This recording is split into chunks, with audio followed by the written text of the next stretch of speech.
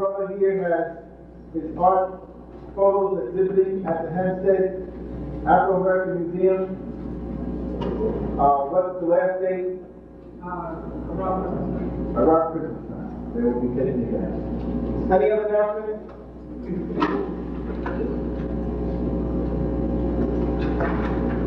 Without further ado, we would like to ask this giant in the African world to commune with us, to give us some kind of knowledge and information based upon his enormous experience in the African world. Most of us are familiar with Dr. Ben because he's spoken at the African Forum over the last 10 years. And most of us have followed his career even before that. So he's a giant living in our community, always at the college when we need him. We need to have him here more, because more of the students coming through don't understand their Africanness. You see, the more students we get black in the college, the more the lack of consciousness is real. People say, I'm Trinidadian. The fact that it's created by Trinity Coast teach.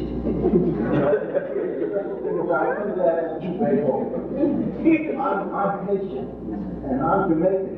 So much so that the Jamaican students have taken over the Caribbean Students Association, so the Haitian students and other students don't feel comfortable with the Caribbean students. But it's insanity. We are African peoples, and we need to have this insanity put aside. The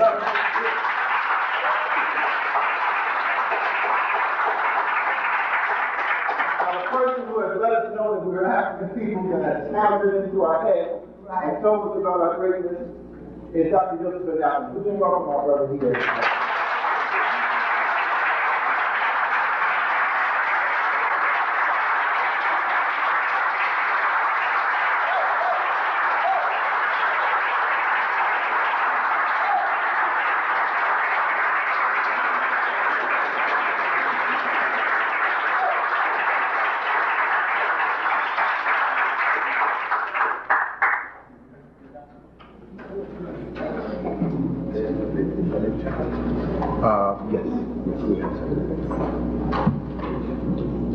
I will say good evening, and I will sit here. I don't know what they're trying to say by putting me to sit, but there will be times that I'll get up and do what I have to do. I asked Dr. Jeffries to give me a hand when it's time to stop so that we could have a question and answer period. I was told that I may make my presentation on any subject area that I desire, and so I will make it tonight a little in an area that you have never heard me on, I know. It is the Nubian origin of Egypt. Most people speak about Egypt as if Egypt was the first civilization or society in Egypt and in Africa, and that couldn't be more false than saying that a rabbit is a pigeon. Egypt is one of the last of the ancient cultures, if not the last along the Nile. What made Egypt so important is not that it led any African society in antiquity, but that it is the society in where most of the artifacts have remained, because it was the first of the African society and the societies of the entire world to place their recordings in stone. That's the uniqueness of Egypt in difference to other African societies along the Nile. We cannot place Egypt before the civilian period, civilian first, second, and third, in terms of records, whereas you can place the societies of Africa at the headwaters of the Nile, Ethiopia, Uganda, Somalia, even Kenya and Tanganyika. We go back to an Egyptian himself and a very early Egyptian going back in the second and third dynasty who said, we came, we meaning the Egyptians, from the beginning of the Nile, where God happy dwells, at the foothills of the mountain of the moon. As a matter of fact, Nubia was Egypt before Egypt became Nubia. I hope that isn't confusing. It wasn't meant to be confusing, though it is. What I'm saying to you before, the term Egypt, in whatever language or words you want to describe it, if you're going to use Kemet, or you're going to use Tameri, or Sais, or Pearl of the Nile, either word you use, it does not come before Ta-Nehisi. Ta-Nehisi, as a Nubian state, predated that of Egypt. Ta-Nehisi was pre-dynastic. Why don't we have Ta-Nehisi then, or Nubia, highlighted in this school or any other school, or by most African Africanists, and of course other people dealing with Africa, is because of what the Greeks did, and we still cannot get away from our Greek navel string. Let us go back to antiquity, to history. The point of the emphasis of Egypt is dynastic. The point of the emphasis of dating Egypt's antiquity is based upon artifacts from the time of the Greeks until the present time. Although the Greeks were not anywhere in society before 1000 BC. What our education have given us in these institutions, including the so-called black institutions, is a Greco-Romano and other European type of African background. And it is that I wish to deal with this evening. It is that which I am working at the present time in my field diggings, my archaeological team, not to prove, because it doesn't need any kind of proof. The facts are there. If we should look at the facts, my reason for coming down the Nile, instead of going up the Nile like most people come to Cairo, they fly into Cairo and then they start in Cairo, going up to Aswan. I start in Aswan and go down to Cairo. One time we even went down to Alexandria for what I do not know. But nevertheless, it must be now emphasized that Nubia is the mother of Egypt, just as Ethiopia is the mother of Nubia, and just as Somalia, Kenya, Uganda is the grandmother of Egypt. If we are to look, no society in human history starts at the end of a river and work up against the current of that river. Because the means by which men would travel up the river had to be locomotion. There was no sailboat for man to use when he first started to navigate the river. He started with logs, solid logs of tree that he realized floated. He then started to tie logs together to give more buoyancy, for those of you in engineering. And then man started to hollow out logs in order that he may take much more weight. And that was the beginning of man's transportation along the river. He traveled on the river before he traveled on the wheels. He traveled on the river before he started traveling on the backs of other animals besides himself. And we must go back to these in order to understand. We must go back to the paintings of the Grimaldis, the paintings of other small African people, namely the Hutu, and also the Kalahari, the Khoikhoi, and other Africans, especially those that went into Egypt, namely the Sebenetos. I don't have time to talk and to spell these names because I've spoken to you a number of times, and by now you should be able to spell those words. It was not until as late as the 1500s that Egypt, the same Egypt that we are talking about, became extended to what is now called Aswan, Aswan or Senusset or Senot, as it was called. It was 1500 before the Common Era that Egypt took over Nubia from a place now still called Asyut. Deep into the southern part of Egypt was the northernmost part of Sudan, or Aswan, or Nubia. Go back again.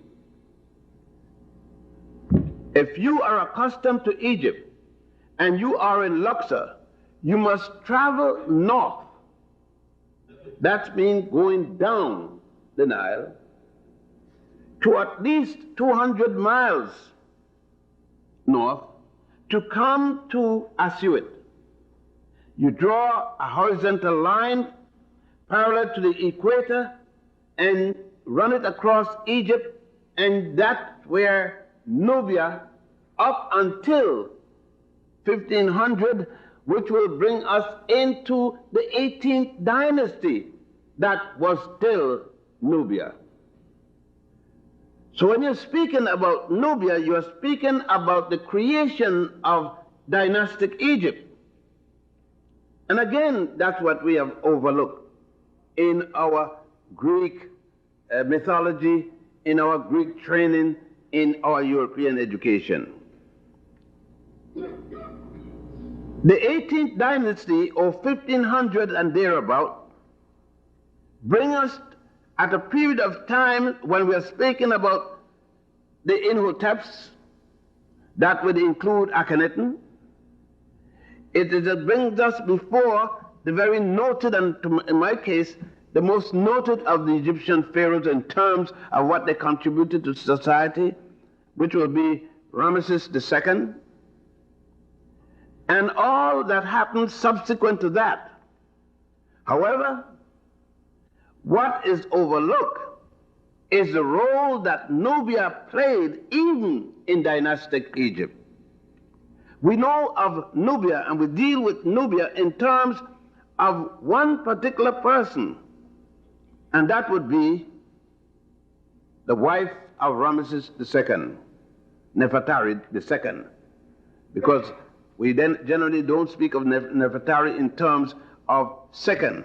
She is the second. There was a previous Nefertari which we will speak about later. Nubia not only gave to Egypt Nefertari II or Nefertari I, but Nubia passed on her culture to Egypt. We think of Nubia in terms of the Nubian dynasty, 24th, 25th, depends on whose chronology you're using, and that would be a point when Egypt was already start to decay. Egypt was already in her dying days when we are talking about the point when the dynasties were controlled under Nubian tutelage. I am talking about Nubian dynastic influence from the time of Aha, A-H-A, and the time of another man who was confused with Aha, namely Narmer. The Greeks were the ones who decided that Narmer was the first of the pharaohs, call him Mena, as well as they call him later Menes. But in fact, it was Aha who really started. There were 3 Ahas, and only 2 are recorded in Egyptian history. One of the Aha is said to be the first priest of ancient Egypt. This Aha was the one that introduced the Nubian god to Egypt. But that Nubian god has been carefully suppressed We are talking about Mendelusi. Mendelusi is said by certain Western historians to be the brother of Osiris. In other writings, he is said to be the son of Osiris and brother of Horus. But in Nubian mythology, if you want to call it that, in Nubian religiosity, Mendelusi is the equal brother of Osiris and the senior brother of Osiris. Why is Mendelusi mentioned? When we go to the temple of what is called Kalabsha, that's a German terminology, Kalabsha. That temple was Kolo-Boyo Temple, K-O-L-O, one word, B-O-Y-O, Kolo-Boyo Temple. You will notice that when you go to that temple, there are stones belonging to the previous temple that was there. There are animals of ancient Africa and the Nile in particular shown on those stones that you find nowhere else. And then you recognize that there was a temple there hundreds of years, thousands of years that predated the temple that was built much later, equally by Nubian people. Stop and consider who worked the quarries of Nubia. There is not another place in all of Egypt where one can find marble other than Aswan. No place else. And no one can show that any marble was brought from a foreign state, whether a foreign state in Africa or a foreign state in Asia. We do not need to speak about Europe because Europe is not in history yet. Then why is it that African scholars have failed to deal with Nubia? The answer is obvious. Because we have failed to deal with our color. And we're still scared to deal with our color. I'll give you an example of this. African scholars, and I use the term with quotation marks, African scholars come to Harlem and they say, Dr. Ben is this, Dr. Ben is that, he introduces us to this, he introduces us to that. Look at their writings. See if you see Dr. Ben's name even mentioned in a negative way. They come after come and they go after go, and they tell you how great Dr. Ben is. And Dr. Ben is still laughing inside. I don't laugh in the face because it's rude, they said. But then you take up the latest work and see if in the latest work, I'm not talking about 10 years ago, 20 years ago, in the latest work, they quote everybody that Dr. Ben introduced, even the white ones.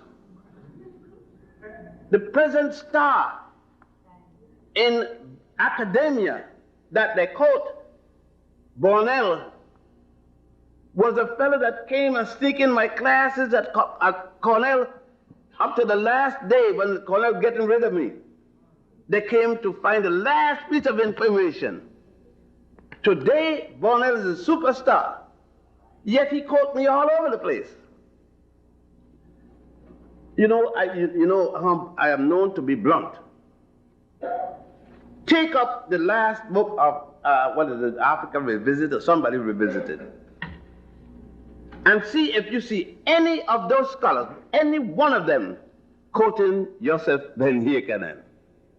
You name it, and he or she or he and she found it necessary to quote James, who I introduced, and others, but never Ben-Jochannan. Why?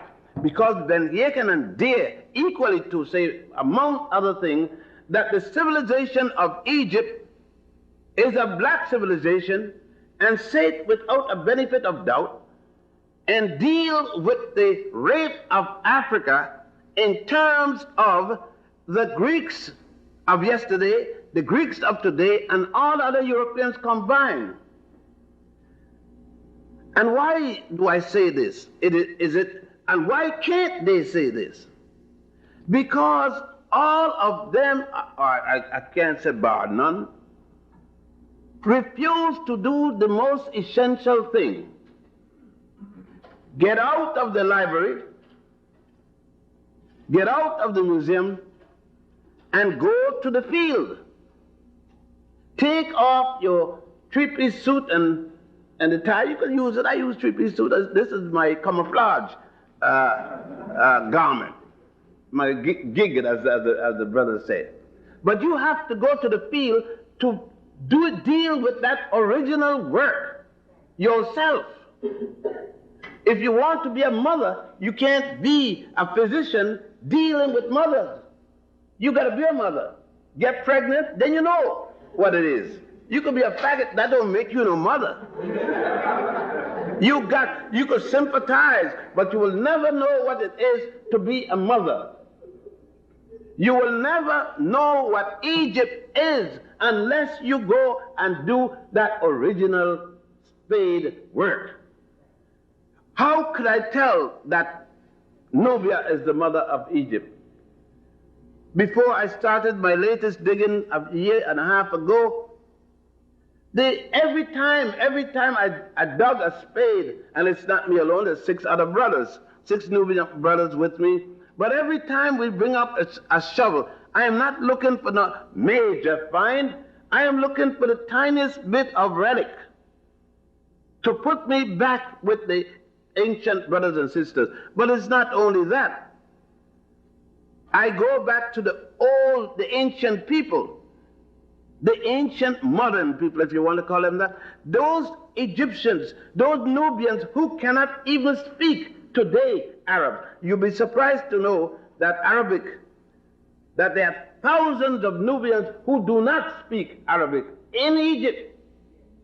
And they do not speak it not because they can't learn it, out of contempt for the conquerors. Some people ask, why don't you speak Arabic? You going to Egypt so long? I am not interested in Arabic. I'm not interested in English. I'm not interested in French. I'm not interested in any colonial language, so that if I don't speak or speak it out of its proper grammar or whatnot, I don't give a damn. I don't speak it because I hate the damn thing and the people that it belongs to. That's why I don't identify myself as English, French, Dutch, or anything like that. Now, in going back, then, these are the basics in which to understand the material that one uses, one must have the frame of mind. One must place oneself in that of the actor, so to speak. One must become Ramesses to understand Ramesses. And one must become Nefertari to understand her. Let us go and see one of the points in which I knew that Egypt was the child of Nubia. The most essential sacred drama in all of Egypt was the Opet festival, the O-P-E-T festival. And the Opet festival came out of another festival, the festival of the love, the romantic prowess of the mother queen of all of Egypt. And I'm speaking about the goddess. Not the goddess that you know commonly and most shown over the heads of the pharaohs when they die, and yet she goes back way time. I am speaking about the goddess, the woman who was involved with the first trinity of the entire world community and the Nile Valley in particular. I am talking about Khonsu's mother.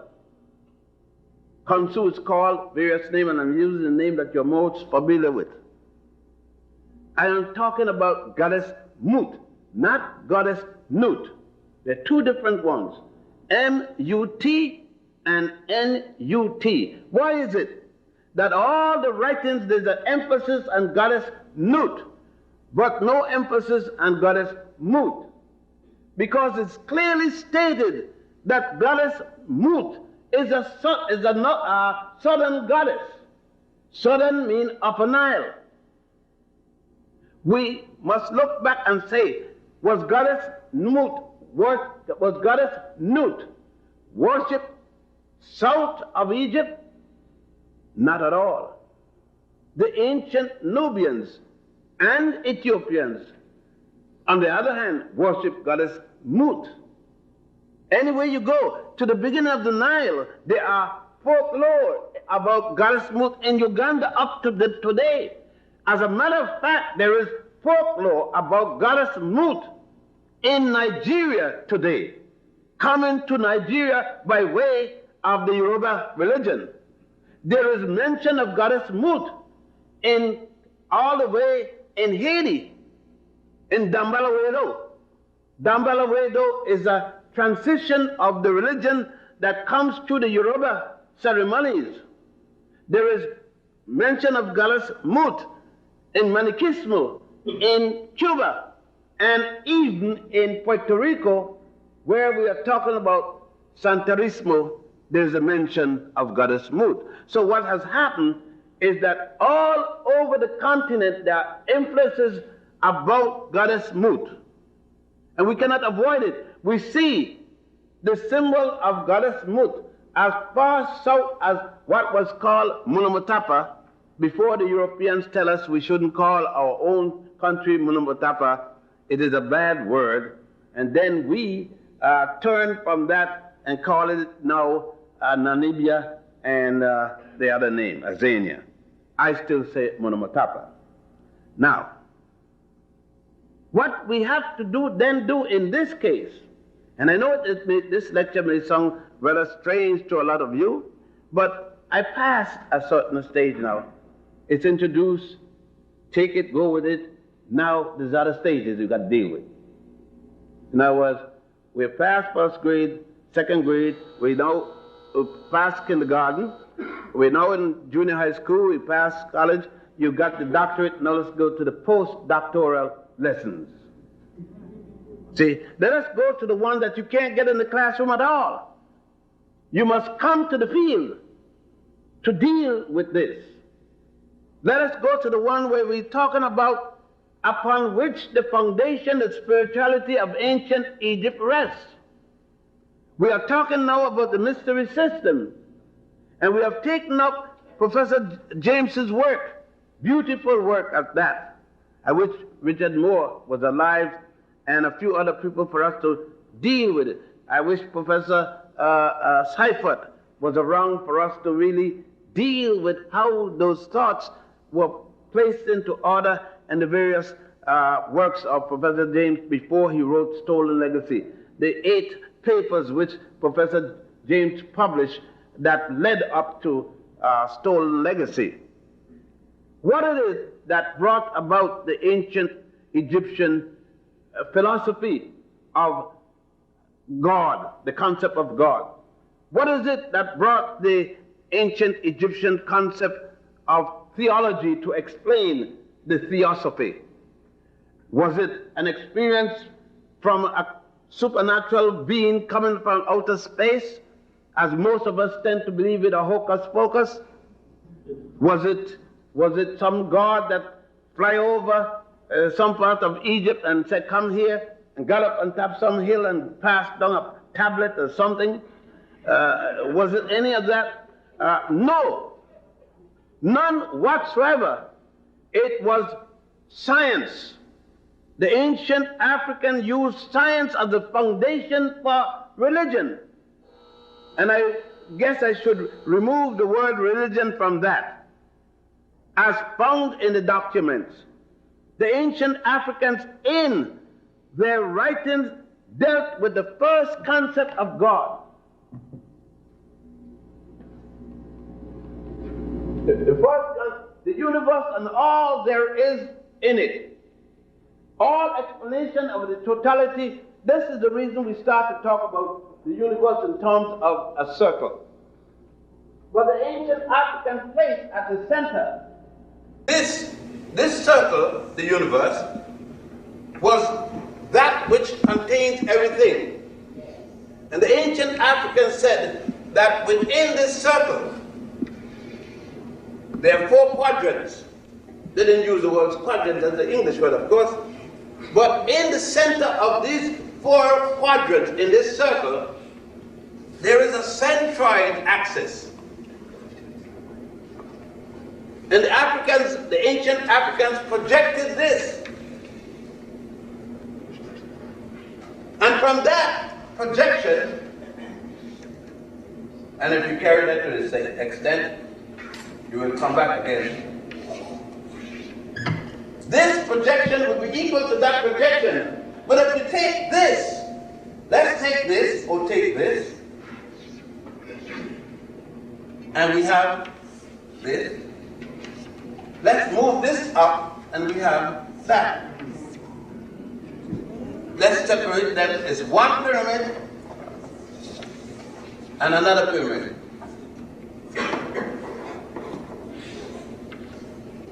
The angle doesn't change. It is out of this, and the projections of this that the ancient, but did this come from Egypt? Not at all. We see this in the southern Africa among the Grimaldi. Go to the museum in the New York Museum of Anthropology down there at Central Park West, and you see the Grimaldi doing this. But what is the difference? You still have the point of it. This intersecting point, that intersection point, that intersection is still going to give you, the 4 quadrant is still going to give you the pyramidal sign. But did we break this down? It is here that the original concept came, that God is the center of the universe. And God, as the ancient called, was Ra. R-A. Why R-A? Translate R-A into English. R would be, or R is equal to the radius. God sees and commands all that God sees. And that's what the Greeks would call it, the mysteries. But the ancient Africans equally went further and said what? A, B, and C. And all of that developed A squared plus B squared equals C squared. And all other types of algebraic calculation. And that was the mystery. When the Greeks came to Egypt, as a matter of fact, before they even came, when they were on the island of Samoa, when they were learning from the ancient Africans in lodges established by the ancient Africans, they could not understand this to be logical thing. If you drop a plumb back from here, we saw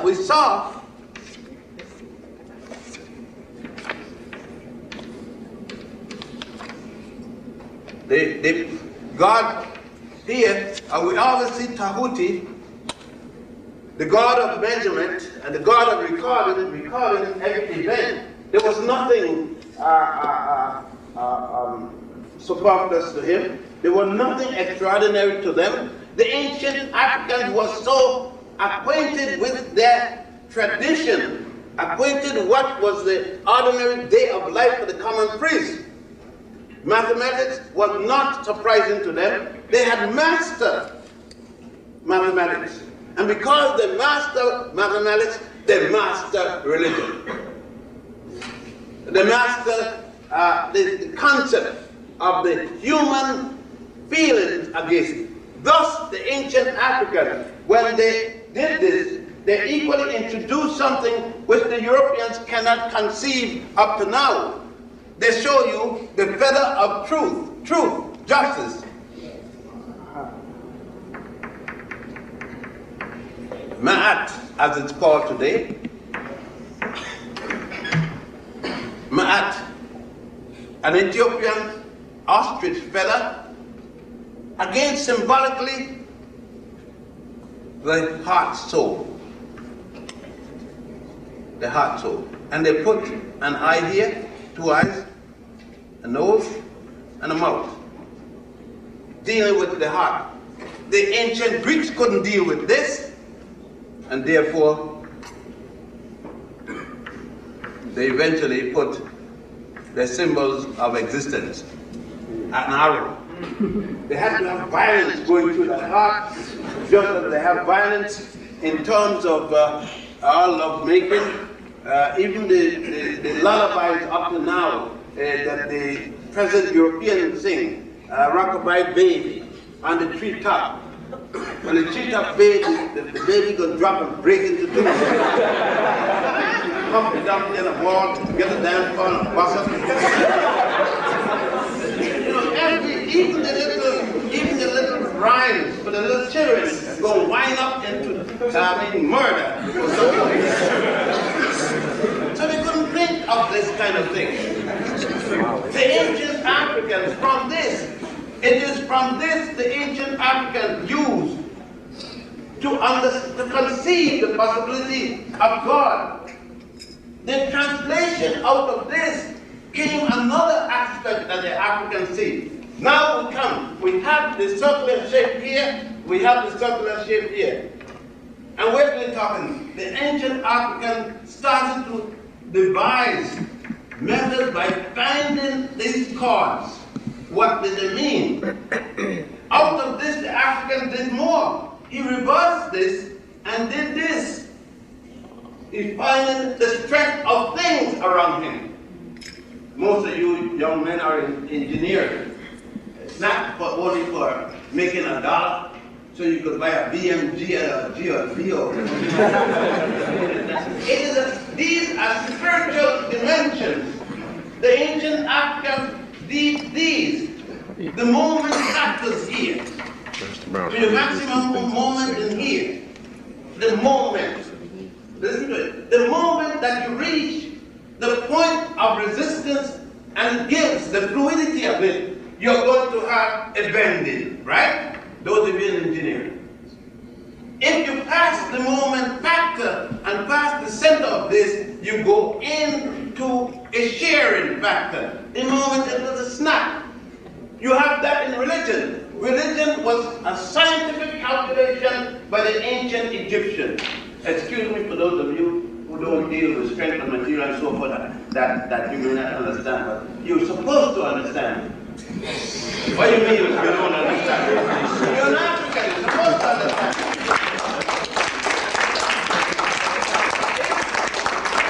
If we were taught as Africans, as our ancestors were teaching in the schools, every one of you would have understood it because you would have been taught this. You would not have been taught only for its engineering characteristic to make a dollar to buy you some personal wealth. You would have been taught this to understand the spirituality that is involved with it. And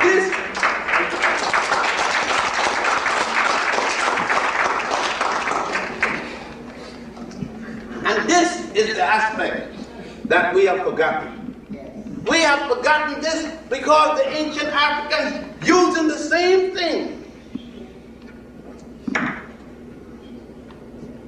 said that represented the law of opposites.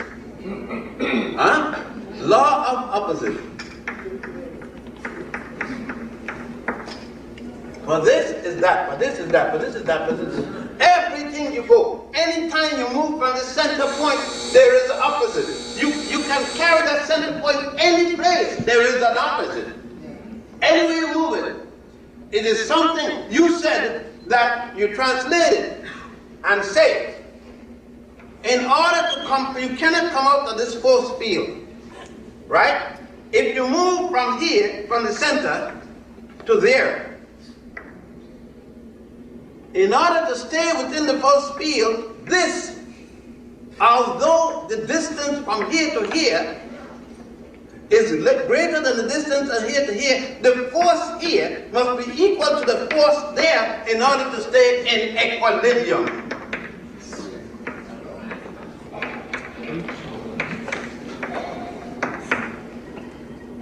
If you lie today, tomorrow you pay. And tomorrow is not necessary. You lie on the 6th of December and you're going to pay on the 7th. You may pay on the 19th, 10,000 years later. The Europeans trying to adopt this concept could not deal with it in its Africanicity, thus deal with it that your children will suffer unto the 7th generation for wrongdoings of yourself.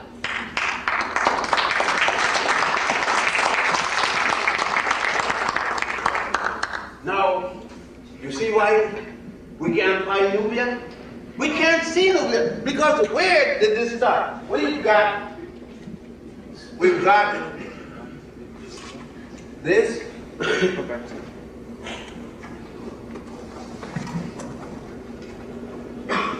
Excuse the projection being off a little. We got this.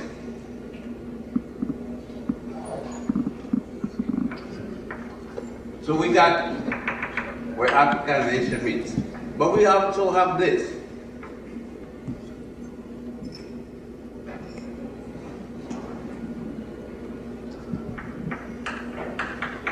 Okay. We're talking about the Nile. We're talking here about, this is the Red Sea, by the way, let's deal with it. And this is the Great Sea, or the Sea of Sice. And this is the Ethiopian Ocean.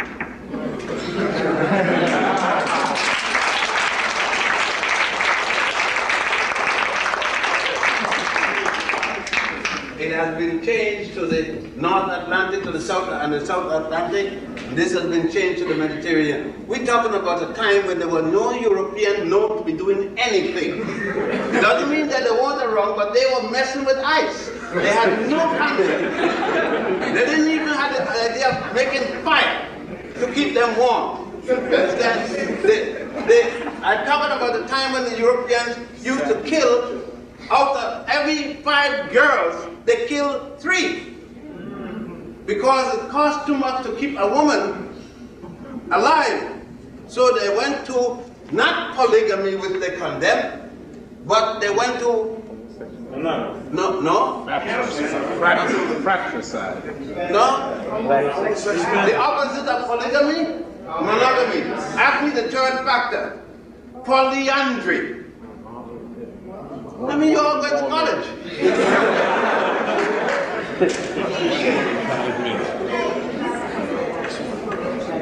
Polyandry, where one woman have 5 or 2 or more husbands. The opposite of polygamy, monogamy.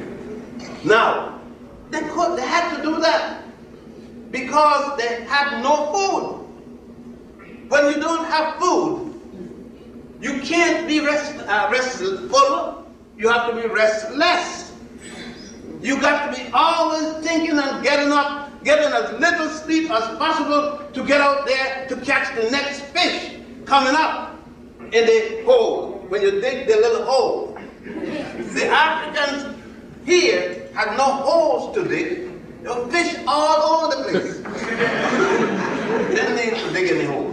There's vegetation all over the place. So he had time to sit down and to watch the universe.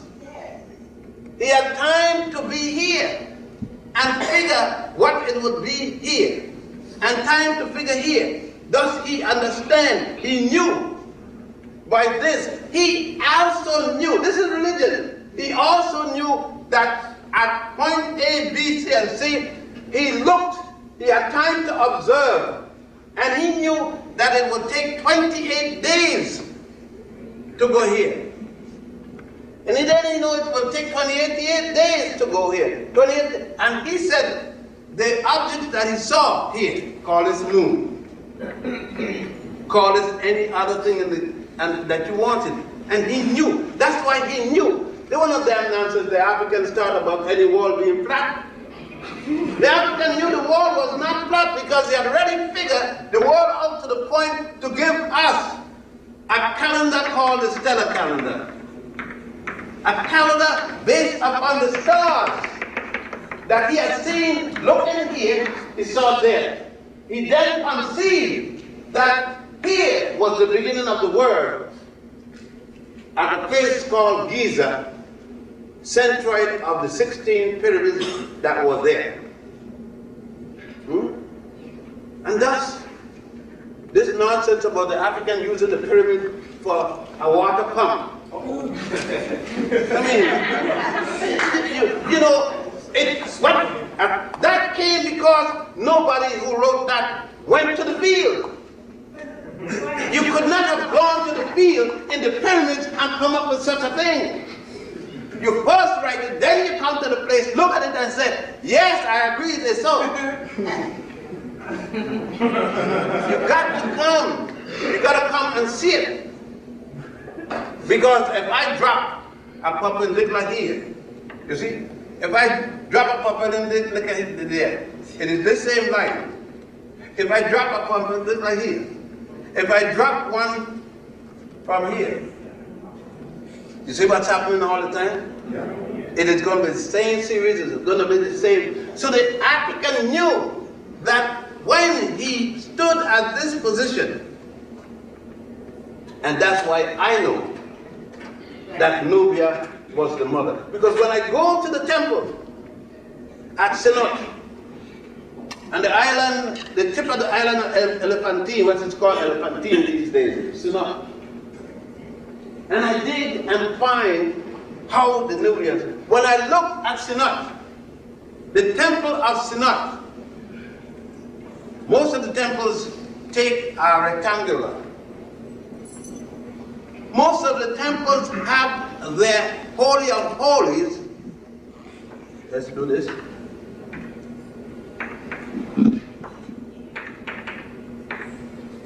Most of the temples have their Holy of Holies here. The temple of Sinat, the Holy of Holies, face here. Face south.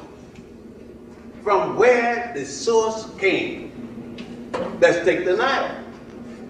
This is north, this is south, this is east, and this is west. Huh? Why did they put their temple face south? Let us go to another major temple. Let us go to the temple of the great northern temple, which is now called Karnak, which was called Warit.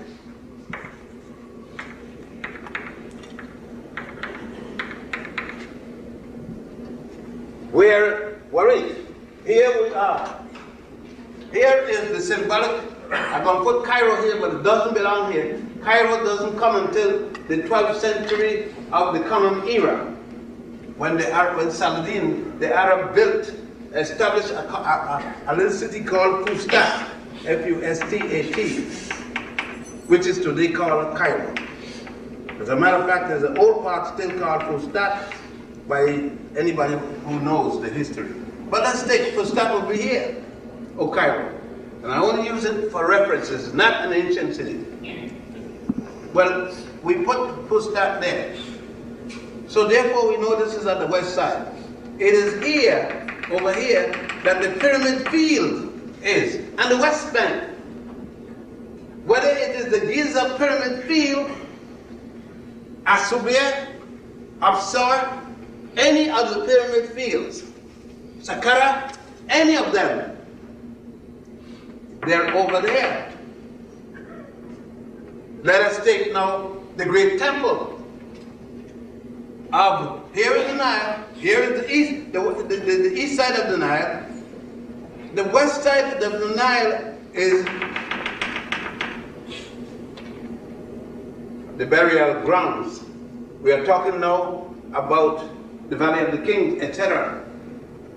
Over here, a little way in from the Nile, the Luxor temple is closer to the Nile, but the Luxor temple, which is the Waset temple, later called Thebes, presently called Luxor.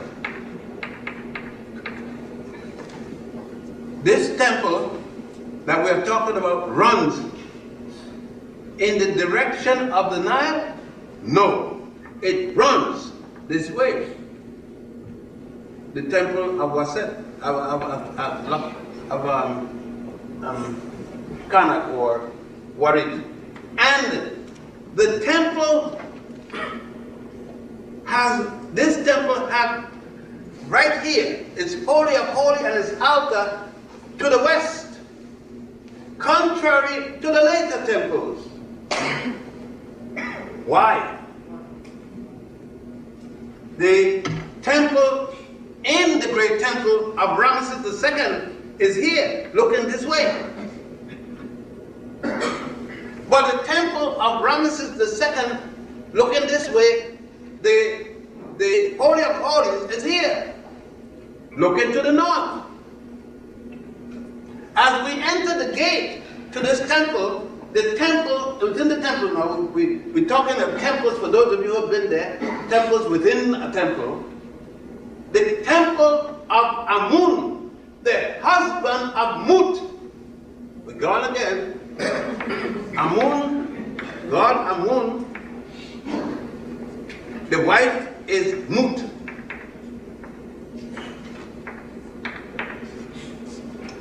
The temple of Amun is here, runs this way. Where is the Holy of Holies? Here, south. And where did God Amun came from? South. Ra and Amun both came from the south. Why would the ancient of Egypt take their gods from the south? Why is it that their mythology speak of the first king that rose to the rank of Pharaoh, head of the great house, Pharaoh, was from the south? The south is Luxor. We just said it, Luxor, using today's name. That is where Naaman and Ahab, all of the ancient, the earliest pharaohs came from the south. The most important pharaohs came from the south. The Amenhotep family did not move their residence until the son, Akhenaten, Amenhotep III, moved the residence to the north. But why didn't Akhenaten maintain? What did Akhenaten do to change the whole concept, trying to get away from Amun? He moved the concept. Yes, he did the right thing. He introduced the concept, reintroduced the concept of Amun-Ra. Before it become Amun-Ra, it is Amun-Ra. In the north, it was changed to what? Amen-Ra. Amun-Ra had become Amen. And after Amen-Ra, after Scorpion, the king Scorpion was defeated by the king Nama, also called Mena. The Greek came later and called him Menes. It is then it became Amen-Ra. But we must understand all of this. How in the world you're going to deal with it if you don't understand it? How can you deal with religion? How can you deal with Jesus Christ and Allah and Jehovah, and you don't know where these people pick up from? Huh? How can you deal with Allah, with Jehovah, and you don't have a Jew, one Jew at all, until Abraham arrived? Abraham, and you can't deal with him until at best 1635 before the common era. You can't deal with Jesus Christ until Pontius and Botius in Pontius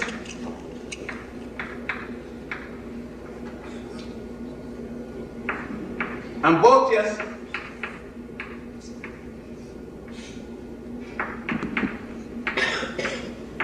until at least what is called 25 or so.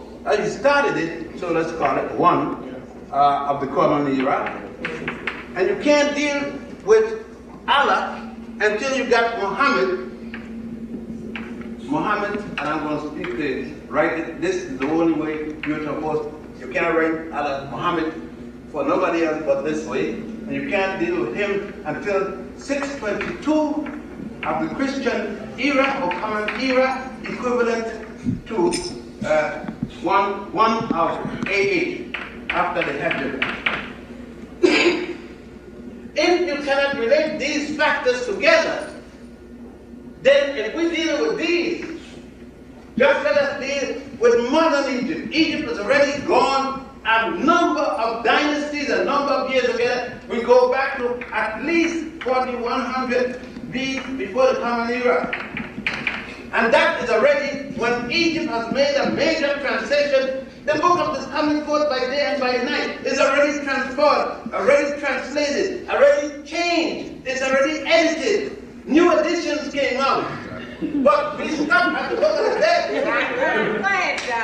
What we're talking about. And unless we're willing to deal with these things, unless we're willing to challenge the president of the college that we're in, the dean of the college, the dean of education, unless we're willing to challenge them, unless we're willing to challenge the Pope in Rome and the great rabbi in Israel, and who else in England and so forth, unless we're willing to challenge those suckers, we are not ready.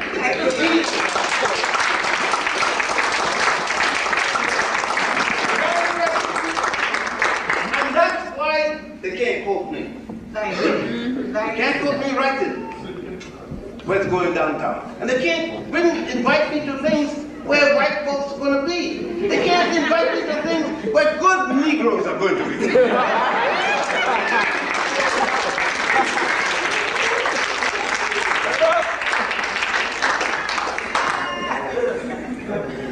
Now you got to be waiting because you know I can't finish the lecture without getting to this. And we're dealing with the center of the universe.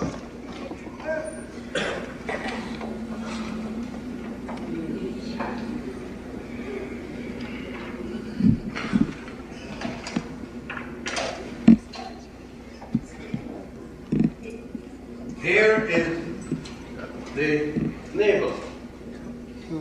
An umbilical cord comes through there. Are we going to have religion without the source of religion? Can you have religion without people? No. Can you? No. Can you have a God without people that say there's a God? Huh? How do you know there's a God? Somebody tell you there's a God. Right?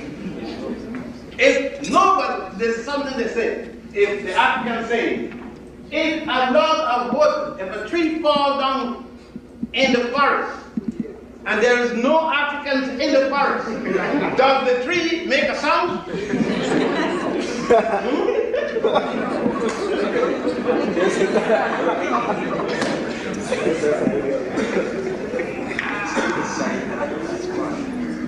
Even if you take it, you don't know nobody here.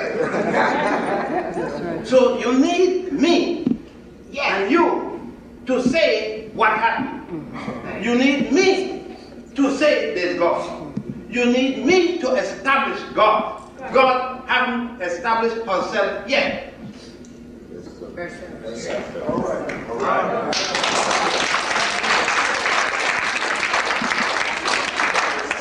If man is God, then man must start people. Man should lead. Right? Show me one faggot man that is faggot. I'd like to see, that's another reason why they can't invite me to other places, because they don't know what I'm going to say. But the point is, why should I come up here speaking all kind of Greek words and things like that I get held, I go to the dictionary to understand it before I come to here. But you know what I'm talking, right? See, why should I go in the bar and start saying, fellows, this is an imperative.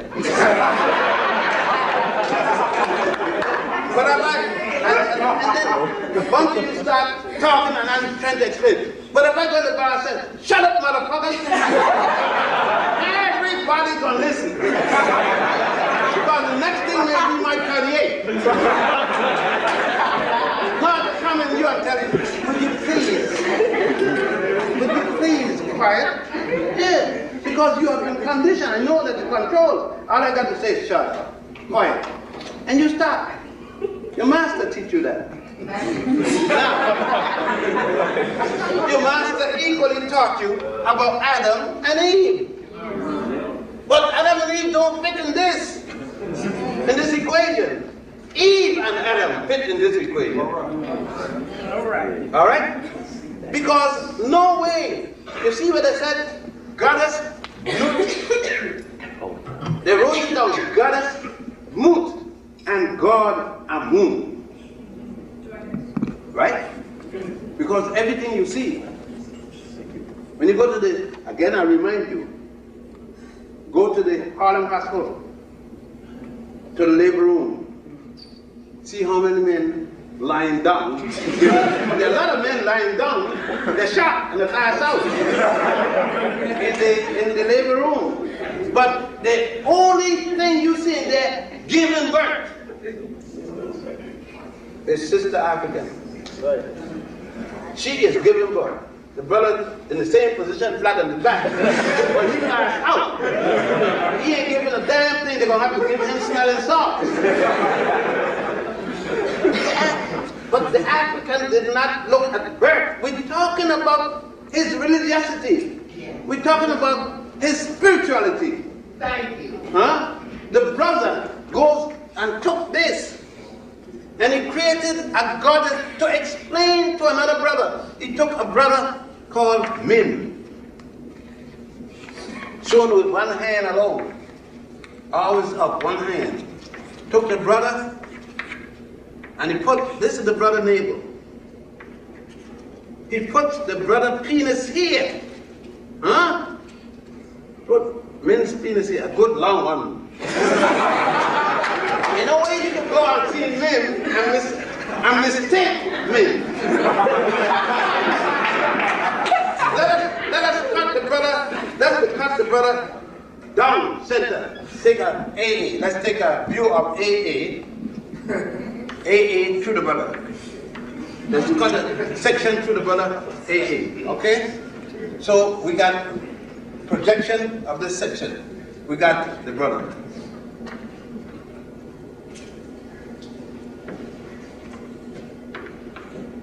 Got to give him some, don't want to be mistaken as a white character.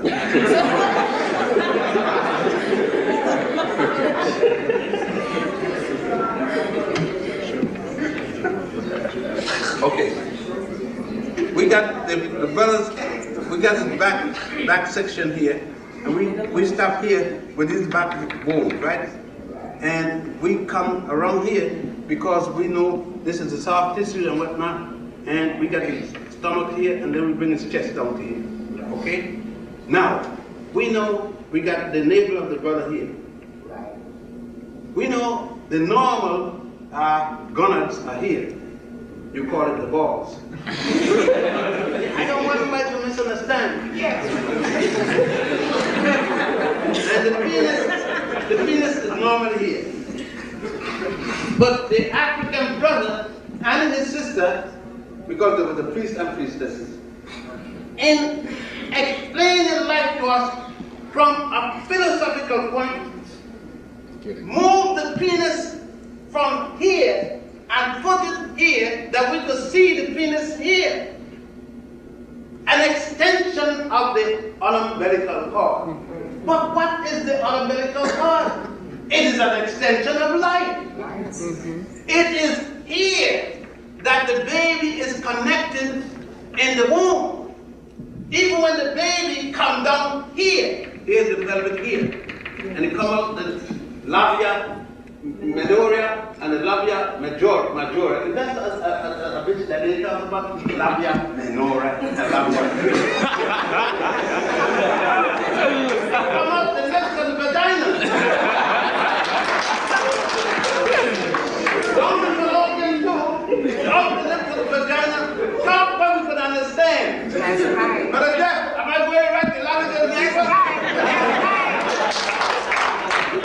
And we come down here. This is our thing. If we were teaching each other the way we could understand, we wouldn't have so many brothers and crap. And the brother understood how the construction of his mama, the construction of himself, and what it was all about, the brother wouldn't be up, but the brother is lost. He don't even know his part. The sister is lost. She got a baby, and she can't tell you about how the baby got in there. She couldn't trace the course of the sperm coming out of this penis, going into the vagina. She couldn't trace it. No, she don't know what getting to the baby. How the hell she gonna know to take care of the baby? She don't know how the baby got there because she doesn't understand that this have any relationship to her sexual intercourse. To her, sexual intercourse is making love. Last night we made love. How the hell you gonna make love? Love is an emotional feeling that comes into your psyche, into your mind. That sister, I meet the sister, we talk, I meet doing nothing but talk. The sister get into my mind and make my heart, she don't get in my heart, she get in my mind, but make my heart stumble. Start to do all kind of vibration. Huh? I can't think straight, I can't eat. You understand? The sister, but now I'm gonna, but if the sister do that, it got my body rocking, but it hasn't yet. As long as I keep my nose, as long as I could keep my mind, I'm still unbalanced. See, the love, the physical love, don't change the spiritual respect. Thank you.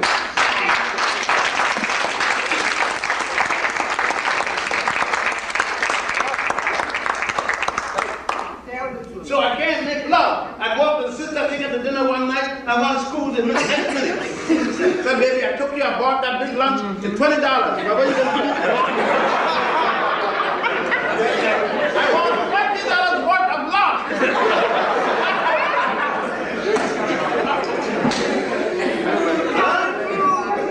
And this, unless we could go back and understand this, I say, I know if you know what you're talking, when you have dealt with this and come, you are now in philosophy. I must see in your philosophy. You're a sociologist. I must see in your sociology. You're an architect. I must see in your architecture. This, then I say, you're an Egyptologist. Thank you. You must understand it. You must come home and go and check why men, they have moved his penis to his umbilical cord. Because they are reminding men that is a compliment. It's the opposite of the same umbilical cord. The person who carries it, and that's the mother. The Europeans can't deal with the woman being the mother. So he's trying to find a way. He has created a plastic vagina. He's removed now, he's trying to make a way in which fertility could happen. He's not satisfied with the creation of nature. And so this bothers him. It bothers him to the point that if you turn your dial and you want to see a man selling ice, there's a naked woman. Huh? If a man selling a tractor, there's a naked woman. Right. Black sisters even could sing. They got top singers, don't need to be exploited. And she in the video, naked, doing the funky dance. And she could sing, she don't need it. But she has to be exploited because she too is caught up with the European value of making love. Tell the truth. You can't make love. You can have sex, sexual intercourse. And you can have sex without physical contact. I'm not going to tell you that's just to keep on that. But I could have a sexual affair mentally with you. Like most Christian women go to church and get a man. Go to bed with Jesus all the time.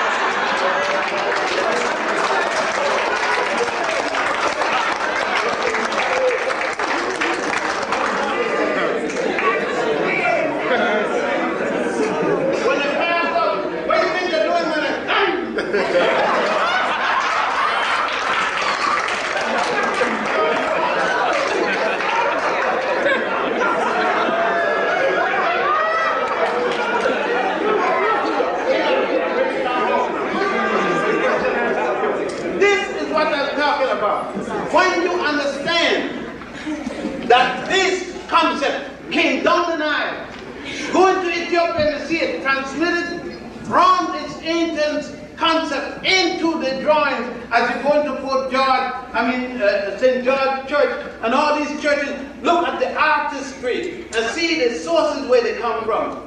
Go up to Gondar and you see there's a fawn in it and you sit. Go into the churches in the wall at Lalibela.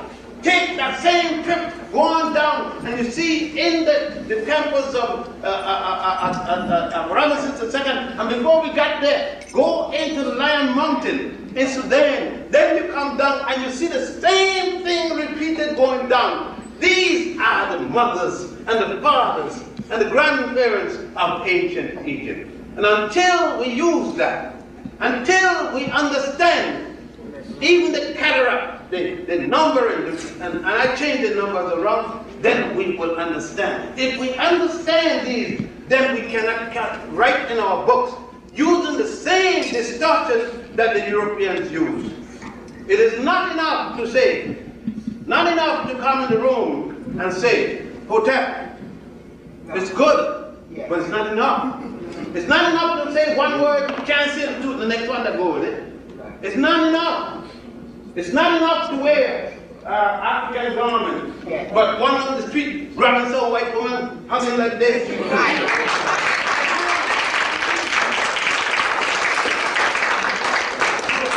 to make a total transition. Yes. When you talk about being African, your wife must be African. Your love must be African. You must be African, think African, feel African, love African. Everything, you must go through a complete transformation, just as the worm does when it becomes a butterfly. The worm changed to a butterfly, but its genes still, its genesis, comfort is still a part of a butterfly. So when you see the butterfly, you see no worm. When you see me, you see my mother and father, and they mothers and fathers to the end degree. And it cannot change. Therefore, when I steal an apple, the integrity of my parents gone. That's what it means. The sins of the child shall fall, and the sins of the parents shall fall on the child in the seventh generation. The sins of the parents fall onto the child every generation. Not seventh generation, but it doesn't have the mythological thing that if a child gets burned with a pot of hot water, it is because my grandfather sinned 7 generations ago. That's poppycock. It has nothing to do with it. It has to do with a man comes in a restaurant and I'm sitting down and he's hungry. And I didn't give him some bread and I got $50, $100 in my pocket and I see the brother's hungry, the damn thing goes running down his side of the mouth for hunger. Don't give the brother the money. Say, brother, sit down, what you want on the menu. If you can't do that, stop talking the damn jive about Egypt and all this kind of damn nonsense. You're a faker. If you run from the black community, can't live with black people, you're a faker.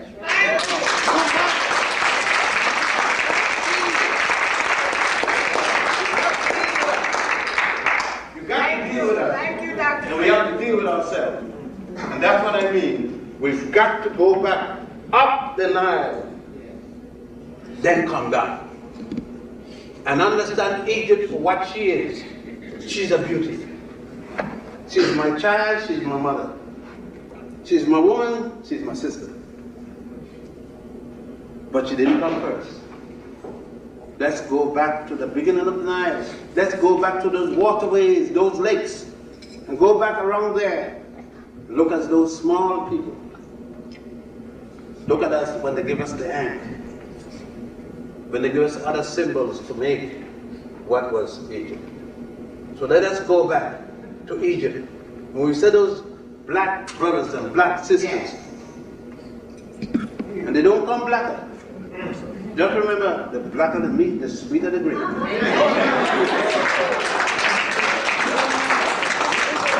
And if we remember those things, and it doesn't say anything to us of the like, I gotta like mother, doesn't make a less of a Nubian woman, but the standard of the African woman is the black meat.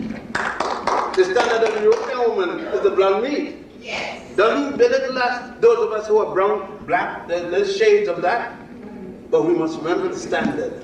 And the standard like that is the standard here. I thank you.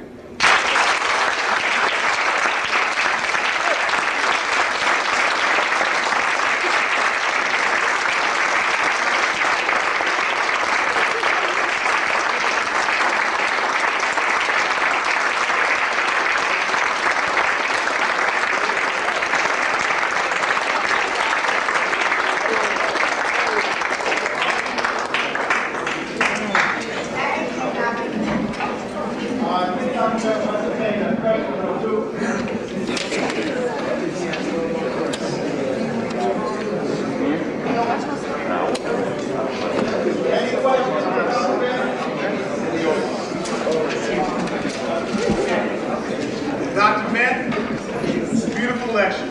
It's an outstanding lecture. Okay. About 9 years ago at Pratt University, Pratt College down in Brooklyn, you gave a similar talk, and you talked, used the metaphor about stress. You talked about how a lawyer stresses his point, how an engineer deals with the stress point of a bridge, and things of that nature.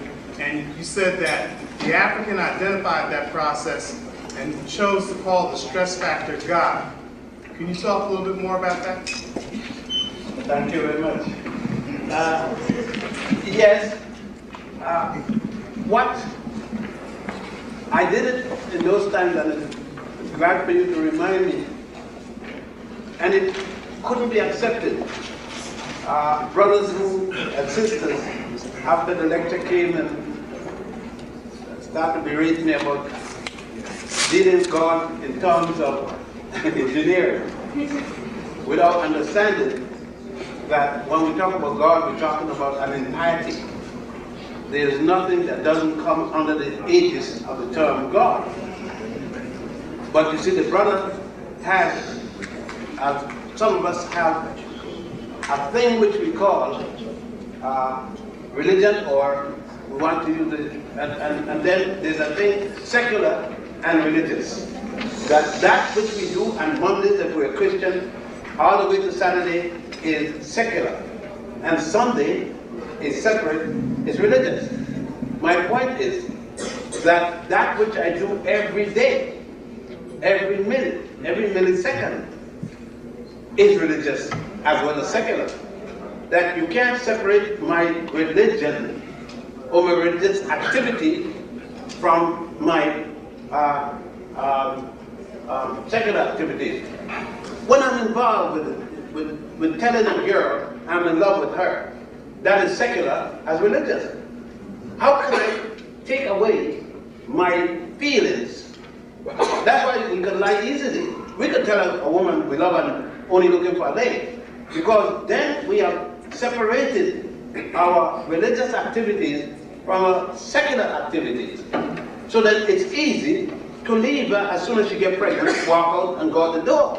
Yes. Because we have said, I'm going to the door because with my secular self, since my religious self had not been involved with this girl.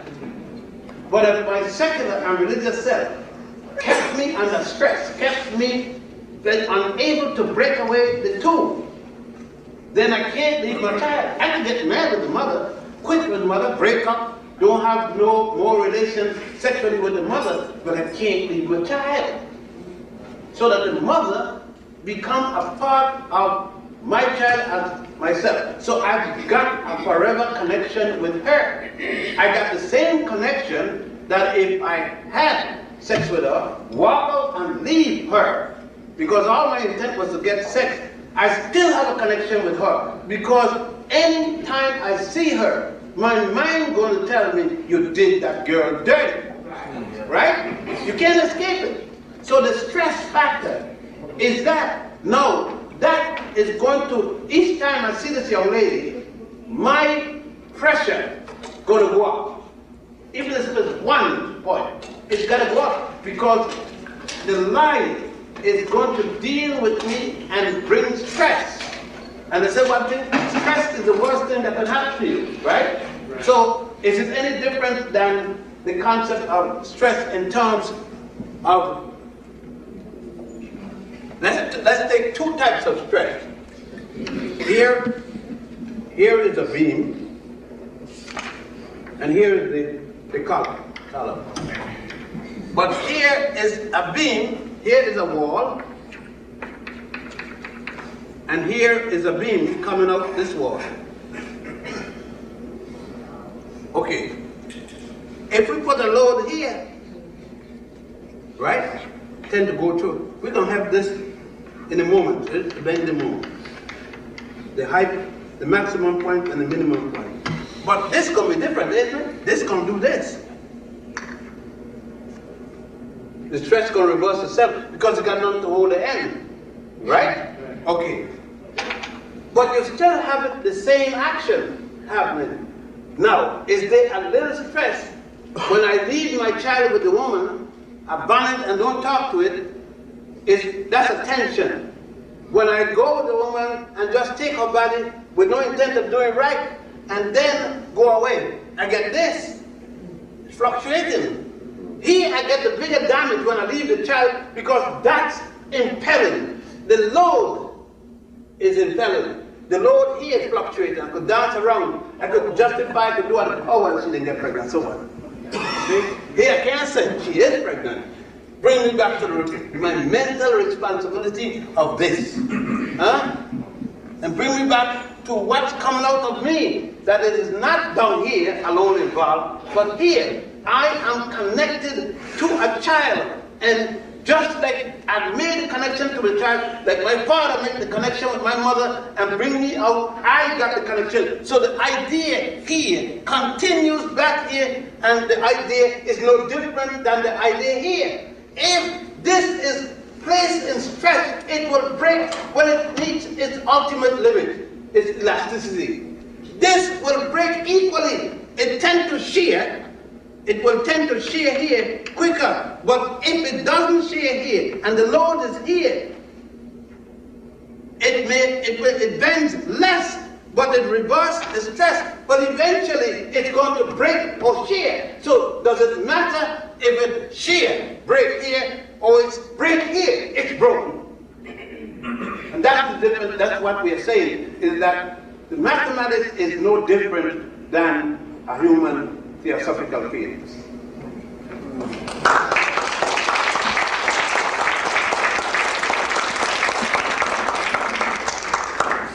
Then I have one question. You had mentioned earlier about Giza being the centroid of the universe, and you found that to be the central area.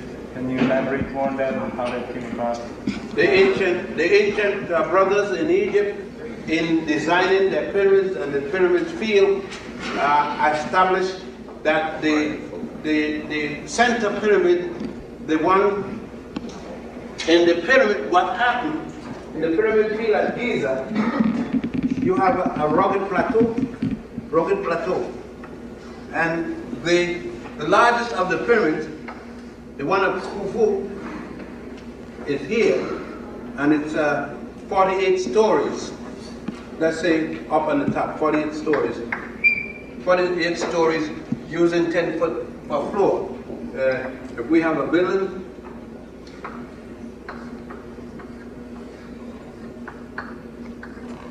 this is floor 1, floor 2, floor 3. 10 foot from one floor to the other. Using that, the pyramid is 48 of these, or 480 feet, of 48 stories. This will be the one of Khufu, whom the Greeks call Cheops. This will be the one of his Khufu's son, which will be Khafra. Look what happened. Look at this size. Let's take a relationship. You see the chart? 1, 2, 3. 3 lengths of the chart. Let's take 2 lengths of the chart. 1, 2.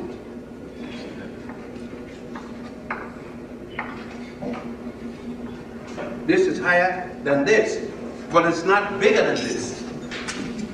And that would be the one at Khafra, which the Greeks call Shephren. H-E-P-H-R-E-N. And this is the one of Shephron's son, Menkaroth, whom the Greeks call Mycerinus. Menkaroth, Mycerinus.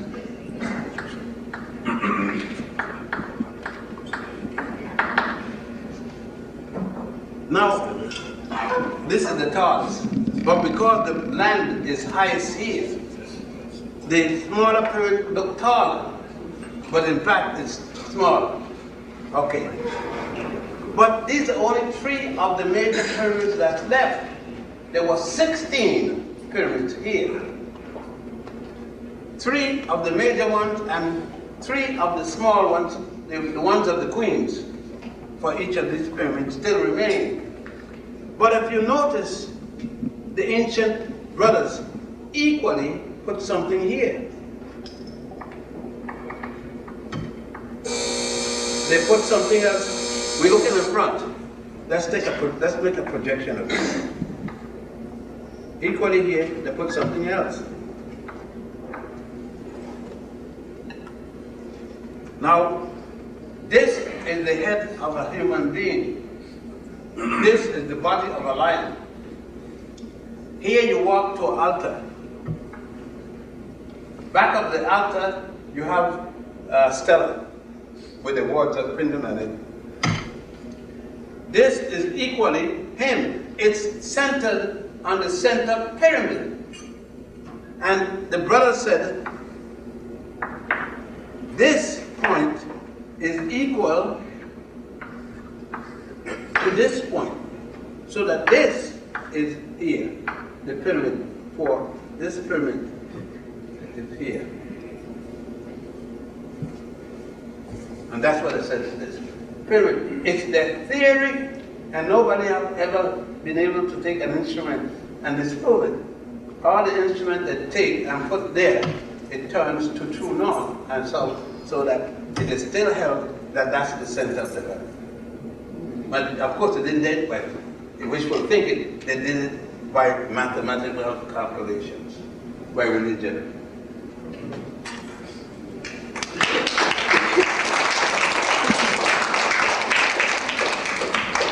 Okay, if we don't have any other questions, let's give the brother a round of applause.